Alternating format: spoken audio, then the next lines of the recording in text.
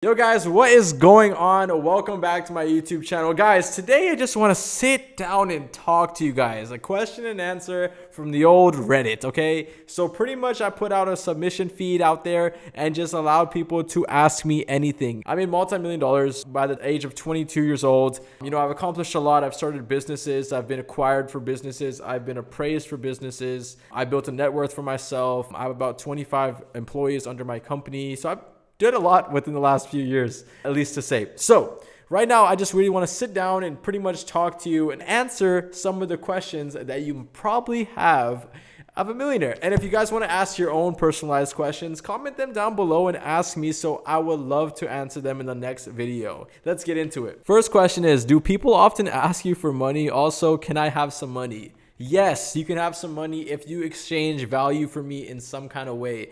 But actually, you know, when people ask me for money, they ask in so many different ways. You know, for example, if my mom asked me to pay for her phone bill or pay for a bill or whatever, if she needs money, I'll give it to her. No questions asked. But if someone comes in and, you know, starts pitching me some opportunity in terms of business and they're asking for money, you know, I'm going to be very critical.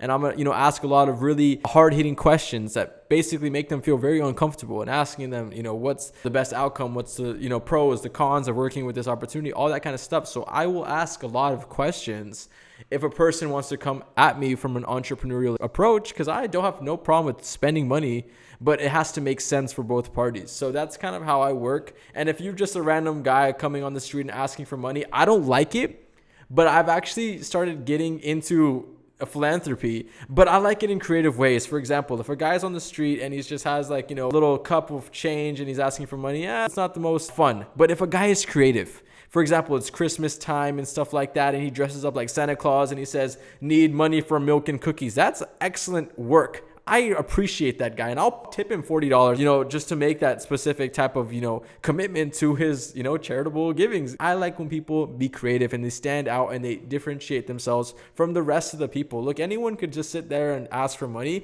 but if you're creative and unique, I love that, and I love supporting that. So that's kind of the way to get me to support what you're doing, is be creative, be unique. I'm not saying you're homeless. I'm just saying that's how you get to me. So the second question is it luck, hard work, good decisions, or charisma, and how? So pretty much, you know, when it comes to making your first $1 million, it is a freaking mission.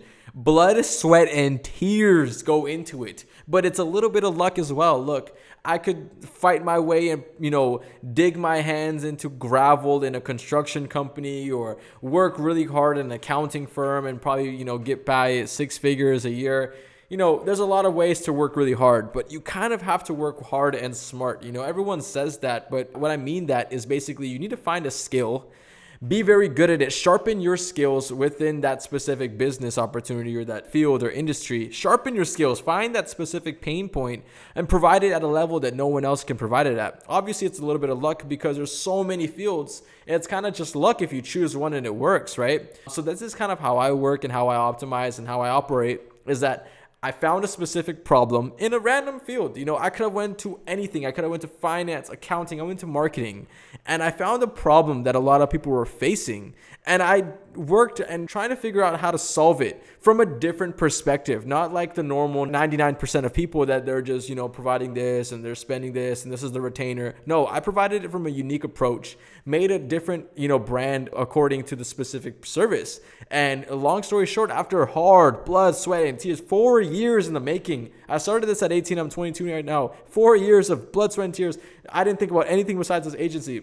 It paid off, and it made me get to the point where now I have a team of 25 guys here all working under me, and it's a really successful thing. And I'm really happy that I've been able to work as hard and also be as lucky as I am. So the next question is, how did you get here? Is there any secret? A lot of people want to find out that secret tip. That's just such a selling point in this entrepreneurial world we're living in, is that everyone's just trying to find that little secret when there is no secret.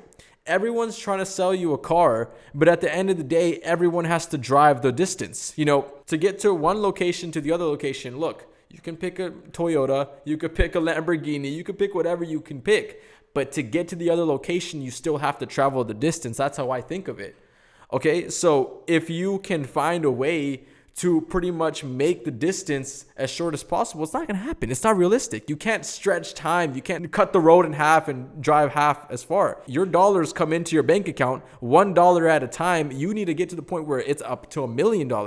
Obviously, there's systems and services and optimization and strategies in place to help you out with that. But long story short, you still need to fill the bank account up to $1 million. And the way to do that, there is no secret sauce, no secret strategy or magic key. You need to find out what's happening in the society. Be a smart person, turn your thinking cap on, and find the specific thing that's hurting people and teach them or explain them or provide something that will fix their problem. Uber is a perfect example. They found out how to basically attach the driver to the person that needs the drive.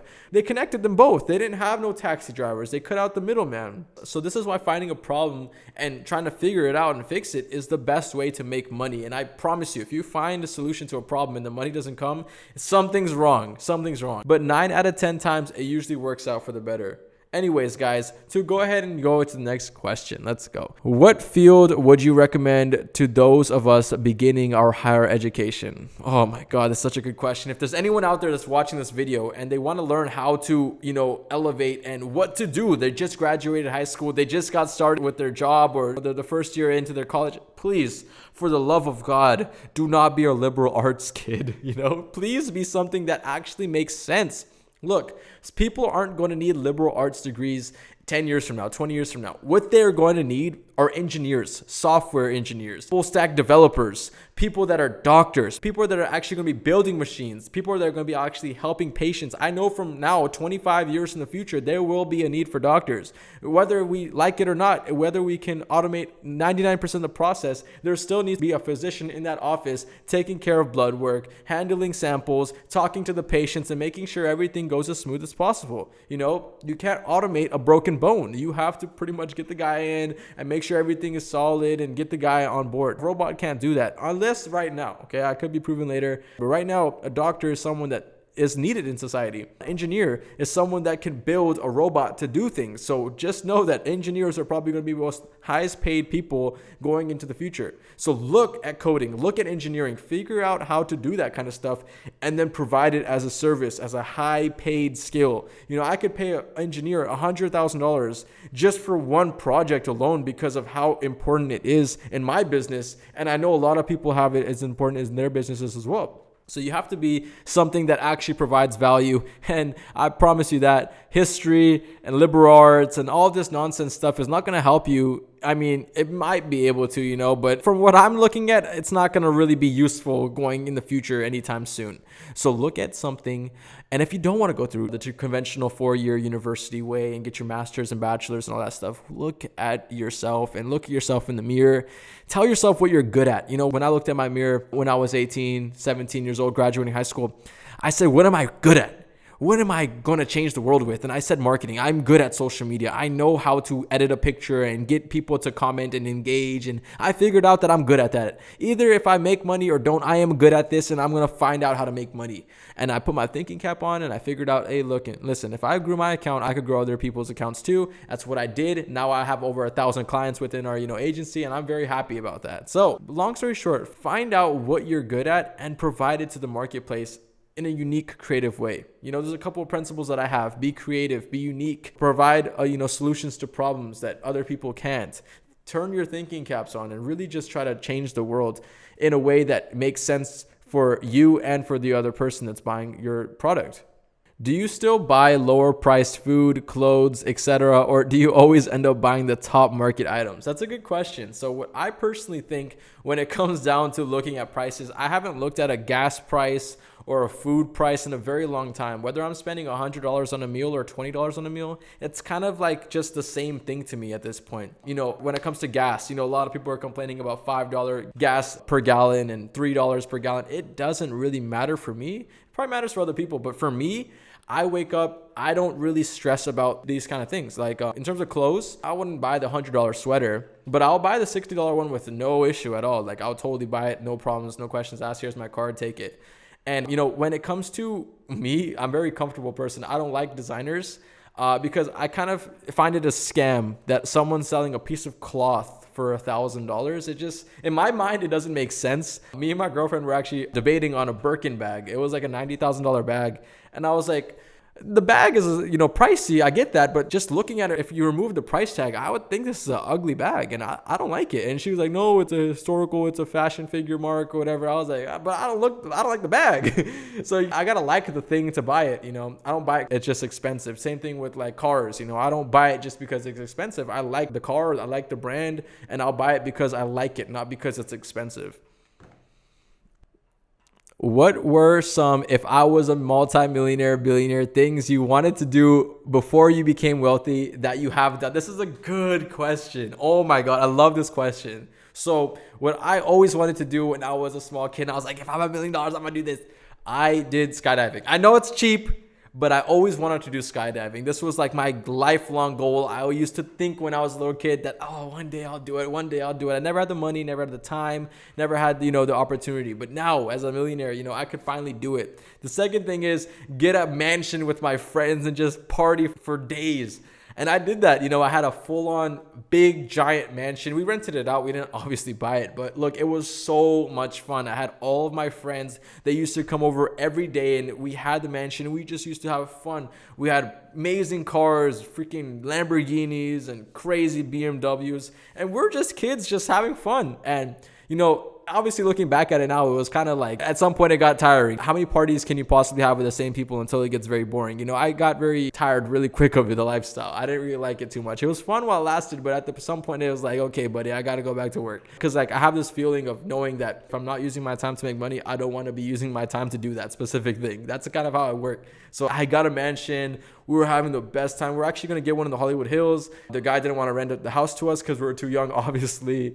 But, that just having that opportunity is just so fun. Renting out exotic cars for months on end, that's amazing time. That's so much fun. And these are kind of little things that I personally did. And it made me so happy. It was like such an exciting moment for my time. And that's something that I really like doing. Let me think of something else. I went to Dubai. I went traveling. Oh my God, this is such a good one. I took my whole team, all my employees to Maldives for about a week and a half. And we all went there, all financed by me. Like I took my whole team, all my employees, and we had the time of our lives. We're partying, we're dancing, we're having basically the most funnest time ever.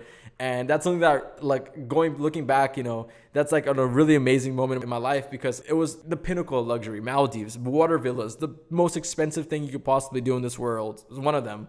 And I did it, and it was so much fun, and I had the best time of my life. And I feel like if I wasn't a millionaire, I would not be able to do that. It was like a $25,000 trip. And it was so much fun, though. I loved it. It was just an amazing time. So these are the kind of things that, looking back, this is so much fun. And I'm looking forward to doing so many more fun things in the future. What do you do for work? Why not just live off the money you've earned? Do you plan on retiring early? That's a good question. So I feel like, my business is fit in a way that doesn't allow me or doesn't need me to work extremely hard. So retiring doesn't make sense to me. I love my job so much. I think about it every single day. And 4 years went by like literally 4 days for me. So honestly, when it comes to retiring or, living off your money, I don't really see it like happening like that. I'm such an overachiever. I want to be an Elon Musk. I want to be the first trillionaire. It's not like something that I'm very satisfied with is $1 million, 7 figures in my bank account. That's nothing to me. I really want to see myself go to the 8-figure, 9-figure, 10-figure mark. And I really think that I could get there if I was to work hard enough. Look, in the 4 years that I've, done work, the first 2 years were kind of practice years that I didn't know what I was doing. The last 2 years, I kind of figured out a strategy. The last 6 months is probably where I went parabolic with my company and made my first million. Let's keep going. I'm almost at like 3 million now in terms of equity for my business. And I'm ready to just go to the $100 million mark. Who's to say that by 25, I'll be, still here. I want to be having $100 million by 25 years old. I think that's totally achievable if I was going at the pace I am. So thinking of retiring early or living off your money, why live off your money now when you're so young and you're getting to it and people are, I'm changing the world, and it's just such an exciting time. I wake up every morning knowing that like this stuff is awesome. This stuff is so cool. I'm being part of something just bigger than me. I have employees under me that are helping me out with this company. They believe in the mission. I believe in the mission, and we're all really just going toward this goal. and I'm really excited for it. So I can't wait to, see what happens in the future. And why the heck give up now? We've built something and spent 4 years on it. Why on earth would I give it up right now? This is the moment that I go ahead and scale it to the moon. So I'm very excited for that, and I don't plan on retiring anytime soon. So yeah, guys, these are a couple of questions that I personally picked out. Okay, let me know what you guys think about my, ideas. Comment below if you have any questions for me. I'm always down to answer the comments as well. Let me know what you guys think. We're going to do this more often, going into these next couple of months. So if you guys have any questions, just drop them down. I'll be happy to answer them. Look at me, guys. I'm just a regular guy with blue hair that's a millionaire, okay? If I can do it, if a guy with blue hair can do this, I'm pretty sure you guys could do it too, guys. If you believe in yourself, if you want to see what I do on a daily basis, I always post on my Instagram story. You can check me out there. It's a lot of fun. I post a lot about my money, about my business, about my employees. It's a good place to be if you want to become a millionaire. So definitely follow me on Instagram. It's called Ish the CEO. I'm going to tag it right here. Go check me out. And yeah, see you soon. Thank you.